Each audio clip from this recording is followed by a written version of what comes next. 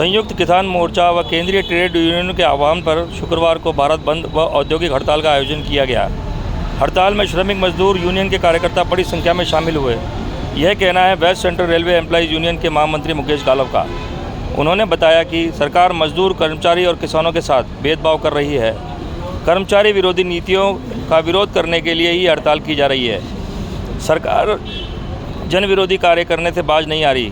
गालव का कहना है कि सरकारी प्रतिष्ठानों का निजीकरण करने पर सरकार तुली हुई है। मजदूरों के 44 श्रम कानूनों को खत्म कर 4 लेबर कोड पूंजीपतियों को लाभ पहुंचाने के लिए बनाए जा रहे हैं।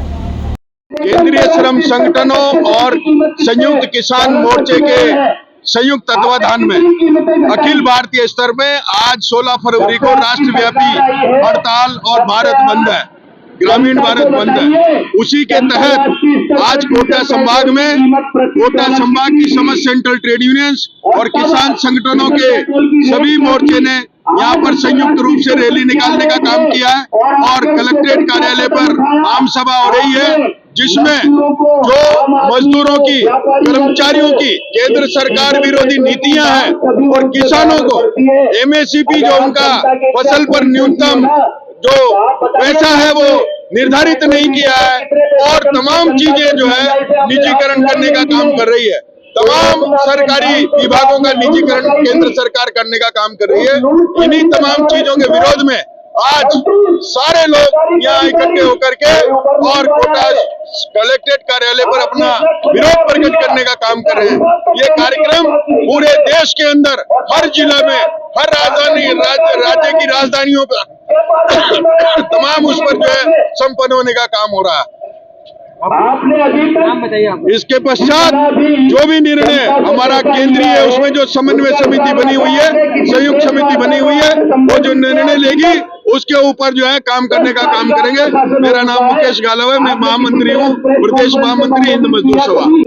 देखिए, संयुक्त किसान मोर्चा और ट्रेड यूनियंस की संयुक्त समन्वय समिति की तरफ से आज देशव्यापी भारत ग्रामीण बंद और आम औद्योगिक हड़ताल है। आप सबको मालूम है कि पिछले 10 वर्षों में इस मोदी सरकार ने उद्योगपतियों की, बड़े बड़े अमीरों की, कॉर्पोरेट्स की जो सरकार है, इस सरकार ने एक तरफ मजदूरों को बर्बाद करने का काम किया है, दूसरी तरफ किसानों के पूरी तरह से उसका खून निचोड़ने का काम किया। पिछले 10 वर्षों में ये आंकड़े बताते हैं कि मोदी सरकार में 1 लाख किसानों ने आत्महत्या की है। आज किसान कर्ज के बोझ के तले दबा हुआ है, लेकिन ये सरकार इस सब के बावजूद एमएसपी लागू करने को तैयार नहीं है, उसके लिए कानून बनाने को तैयार नहीं है। इसीलिए आज पूरे देशव्यापी पैमाने पर ये संयुक्त रूप से पहला आंदोलन है इसके ग्रामीण भारत बंद और हड़ताल का। लेकिन इसके बाद पूरे देश का किसान, मजदूर, आम जनता को साथ लेकर के इस दमनकारी सरकार के खिलाफ, जो भी दिल्ली की, अभी हरियाणा बॉर्डर पर जिस तरह से बुलेट रबर की गोलियां चलाई जा रही है, ड्रोन से आंसू गैस के गोले छोड़े जा रहे हैं, लाठियां बरसाई जा रही है, 100 से ज्यादा किसानों को घायल कर दिया है। इस तरह का अन्याय ये देश का किसान और मजदूर बर्दाश्त नहीं करेगा। इसलिए आने वाले समय में हम इस सरकार को चुनौती देना चाहते हैं कि वो अपनी नीतियों को बदल ले, इन किसानों के साथ समझौता कर ले, मजदूर संगठनों की मांगों को मान ले। संयुक्त मोर्चा के साथ पिछले दिसंबर को 2022 के अंदर जो समझौता हुआ था, उस समझौते की पालना कर दे। ये मोदी सरकार गारंटी की बात करती है, मोदी की गारंटी की बात करती है।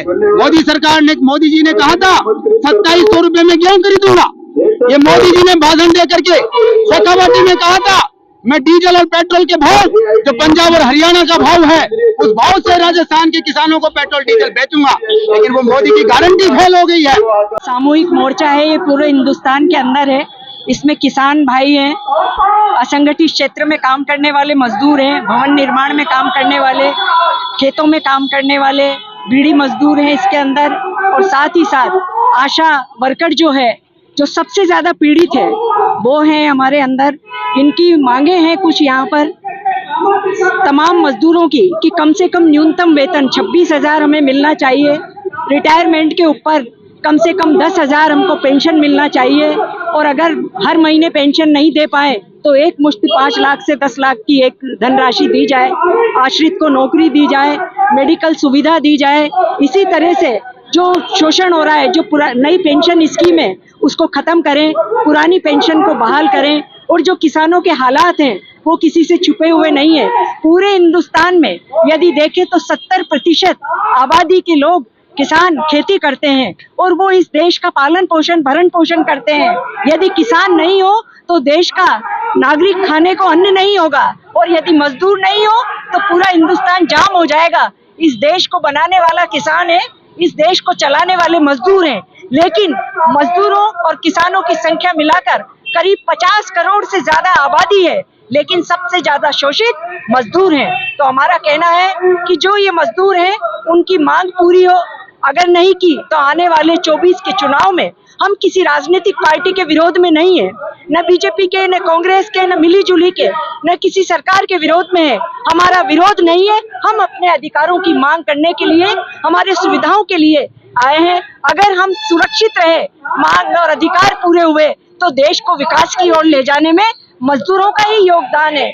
यदि जितने भी कारखाने हैं, जितने भी उद्योगपति हैं, यदि मजदूर ना हो तो एक सिंगल पहिया भी चल नहीं सकता, हिंदुस्तान एक कदम भी नहीं बढ़ सकता। तो सबसे ज्यादा महत्वपूर्ण उस देश में मजदूर हैं, और मजदूरों के हालात सबसे खराब हैं। तो वही हमारी मांगे हैं। बाकी हम, मेरा नाम चंपा वर्मा है, मैं हिंद मजदूर सभा की राष्ट्रीय सचिव हूँ, और साथ ही साथ यहाँ के असंगठित क्षेत्र में, जो राजस्थान के असंगठित क्षेत्र के मजदूर हैं